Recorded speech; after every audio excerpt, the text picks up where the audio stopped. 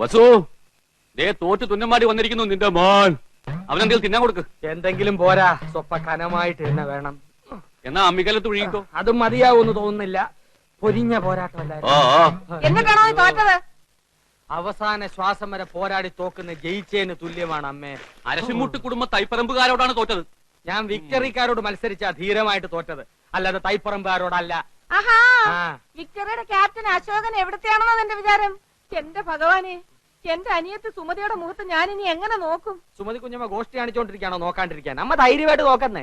നീ പോടാ അവിടുന്ന്. ചെസ് മത്സരത്തിൽ ഞാൻ അവനെ തറ പറ്റിക്കും.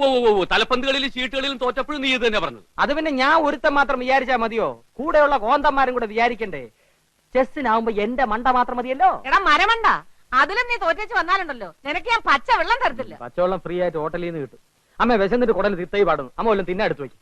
എടാ നാളെ പോയി കുളിച്ചേച്ച് വരാൻ. അമ്മയുടെ പിണ്ണതയിലോ എവിടെ ഇരിക്കുന്നേ? അമ്മയുടെ ഈ തിന്നാനുള്ള വാശി ജയിക്കാനും കാണിച്ചാൽ മതിയായിരുന്നു. ചെന്ന് എടുത്തു കൊടുക്ക്. മോനായി പോയില്ലേ? എന്തോന്നാ മോനായി പോയില്ലേ? മോനാ?